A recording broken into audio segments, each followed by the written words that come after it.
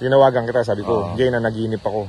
Talaga mga ka-amazing, nanaginip talaga ako. Panaginip ko, pagkuha ko ng cellphone ko, tapos pagbukas ko ng cellphone, siya talaga, hindi ko ni-scroll. Okay, try, tawagan mo. Kilala mo pa si si Kuya Rico, Meyerhofer, and JJ Helterbrand? Mga idol mo sila, opo. Opo. We're coming, brother. PBA Moto Club's here to support you and help you out. So, see you soon. PBA Moto Club, PBA Moto.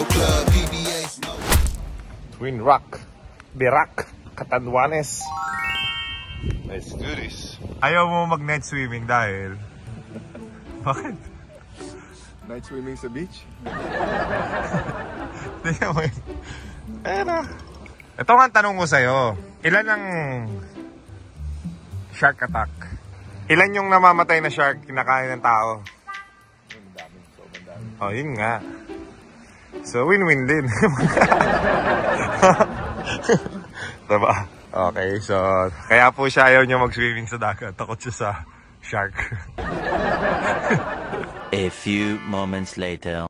Mga ka-amazing, syempre, yung PBA Moto Club natin, dinevelop natin to. To help talaga, di ba? Yes. Yan yung first priority natin. Itong kulitan natin, itong mga rides natin, itong samahan natin, bonus lang yan. Pero ang priority talaga natin mga tulong. There's one night, Jay. Ito yung story niya kung bakit ko sinabi sa'yo. This was 2 days ago, no? Tinawagan kita, sabi ko, Jay, nanaginip ako. Talaga mga ka-amazing, nanaginip talaga ako. Yung dream, related kay Roy. Dahil parang ginising ako ni God. Di ba sabi ko sa'yo? Ngayon, pag gising nung panaginip ko, pagkuha ko ng cellphone ko, kasi kunin mo yung cellphone mo para maka-relax ka di ba? From the dream. Pagbukas ko ng cellphone, siya talaga, hindi ko ni-scroll. So siya mismo yung lumabas. Tapos sabi ko, kilala ko to Si Cabrera, Roy Cabrera, kalaban ko siya sa Adamson, kalaban din sa PBA. Kalaban ko rin sa PBL yan. So most of the time, kalaban ko siya. Hindi ko siya naging teammate. Ngayon, parang yung dream na yun, pinahiwatig sa akin na tulungan natin siya. So basically, parang nilagay ni Lord Jesus yung tumulong kay Roder sa puso mo. So, kailangan natin yun. May funds pa naman tayo. Although, syempre, ginagawa natin yung headquarters natin. Dahil, ang kwento naman sa headquarters, binubuo natin yung headquarters para dun tayo mag-centralize sa lahat ng tulong natin kung saan natin ibabato. Right? So, parang kumosting tayo for our headquarters. So, lahat ng mga funding, dun ang centralize. Hindi na tayo nakarely lang sa YouTube. Magkakaroon tayo ng merch, yung income ng merch. May pupuntahan na tulong, di ba? So, talaga lahat from podcast, merchandises. Sana guys, supportahan nyo kasi mas marami tayong matulungan katulad ng ganitong situation. Kay Roy, diba? In Royder Cabrera with a specialty of the house, 17 off. We have a close one again, wide open, Roy Dirk.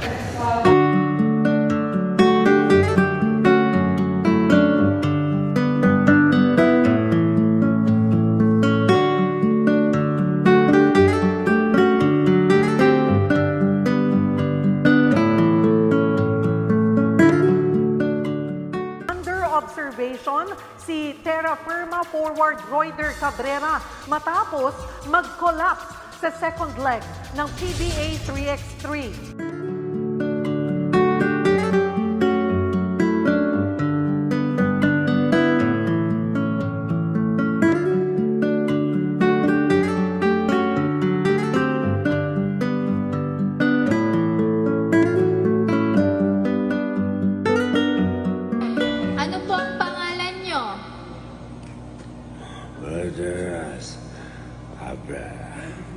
Ano po ang pinagkakaabalahan nyo ngayon? Wala po. Pinepa. Bakit po nararapat kayong tanggapin sa trabahong ito? Kasi po, di pa ako lakad. Kasi po, di pa po kayo nakakalakad. First, Don to Royder, puts it up. Cabrera knocks it home. Royder with the board. Second differential between the clocks. Royder looking to go back.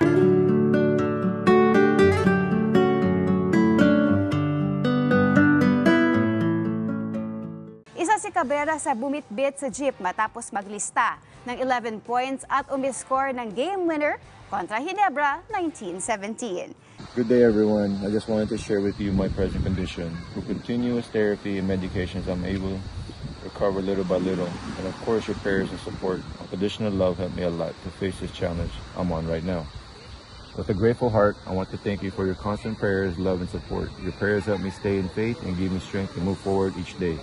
Indeed, I am beyond blessed to have a second chance at life. However, with continuous medications and therapies, we gain humbly on financial assistance to support my daily medications and therapies will be much appreciated. Kawawa naman. Hindi siya makalakad ng maayos. Nag-therapy talaga siya.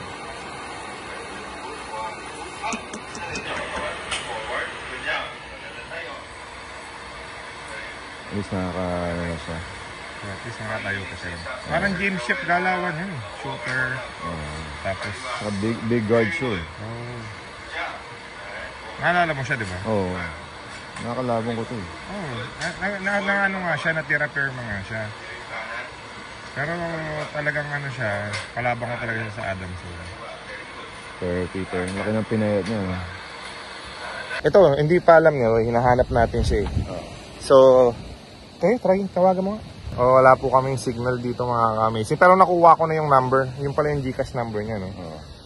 So, pagbalik po ng Manila, nandito lang po kami sa Catanduanes. Meron po kaming mag-guest speaker po kami for Ako Bicol Cup. Pagbalik po, tawagan namin. Ako po yung social media manager ni PBO Moto Club, which is handled by Rico Meyerhofer and JJ Helter Branch. Actually, nakasubaybay po kami sa mga Facebook posts nyo. And at the same time, we would like to extend our help din po. And tonight po, mayroon po kaming video about you. Basically, your highlights. And I heard nakasama din po nila kayo sa game before. And ang gaganda po ng mga sinabi nila about you. So, kamusta po kayo, Sir Royder? Magpalakas kayo. Oh. I see. Ay, boss ko. Boss ko ba? Boss ko ba? Parang ito po yung boses niya. Okay lang yan, Sir Royder. Gwapo ka pa din naman, oh. We're praying for your fast recovery. And also, abangan mo, Sir Royder, ha? Meron kaming, may bibigay kami ng onting tulong. And also, our channel kasi we want to reach more viewers din so we can extend our help sa'yo. Opo. So, napanood din namin yung highlights mo, sir. Grabe, ang galing-galing mo.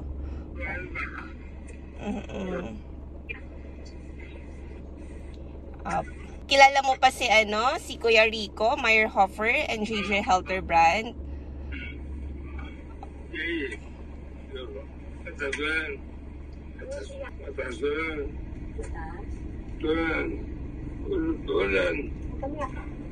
Mataas tulan. Mataas na tumadon. Mataas na tumadon.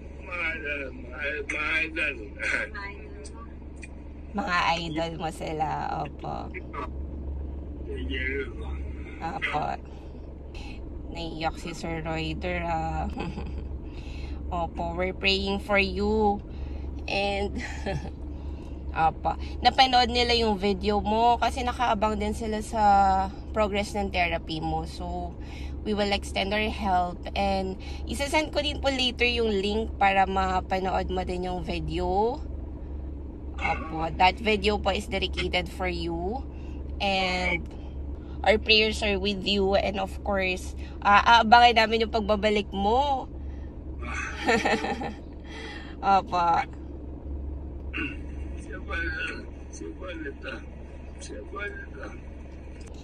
Sige po, bibisatahin ka po nila soon, ha? Opo, magkikita-kita tayo soon. Magpagaling po kayo. And see you soon, Sir Royder. God bless po.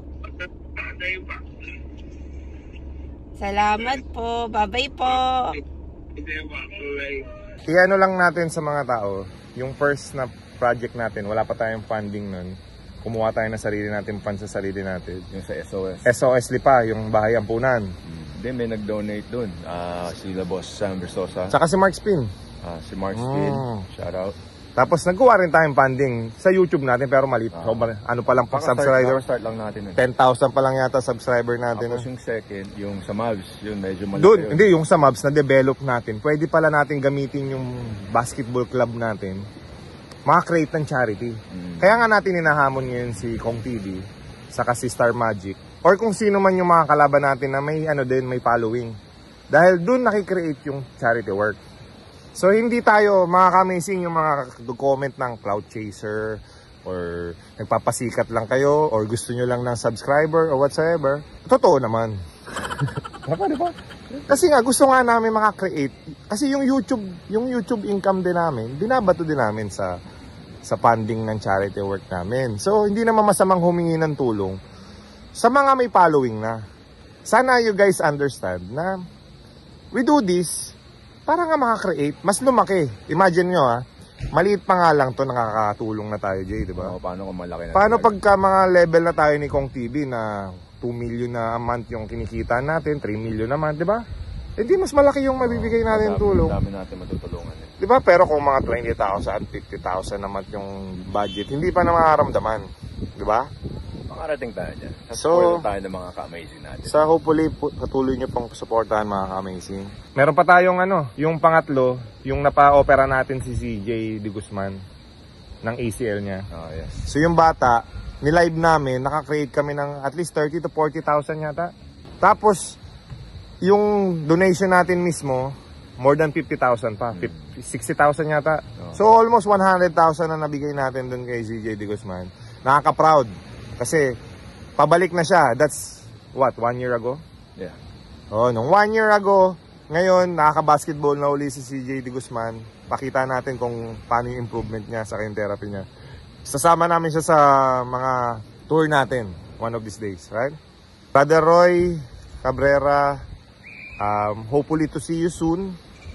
Sa mga nakakilala sa kanya, so kung napapanood nyo to, pwede nyo sabihin kay Roy, we're coming, brother. Yeah, Brother Roy, just keep praying. We're going to be praying also with you. PBA Moto Club's here to support you and help you out. So see you soon and get well soon now. All right? Gawin din natin kay Brother Roy yung ginawa natin kay CJ De Guzman. Kumuha tayo ng funding sa atin at humingi tayo ng funding sa ibang tao. Dahil dito naman sa mundong kinagagalawan natin, Jay, hindi naman masamang humingi ng tulong kung genuine yung gusto mong hingiin. Mabuting tao tong si Roy. Siyempre sa basketball competition tayo. Hindi tayo magbibigayan. Pero after kasi basketball, nakakamayan ko pa yan. Kinakamayan ko yan. Niyayakap ko pa. Naalala ko talaga to si Roy. Kasi star player ng Adamson to eh. Siya yung main man ng Adamson that time. Kaya, stay amazing ka lang, Brother Roy Cabrera. We're coming, brother. See you soon. Alright? Nobody see me when I ride, that's the truth. We be breaking ankles all the way to the throttle wide open.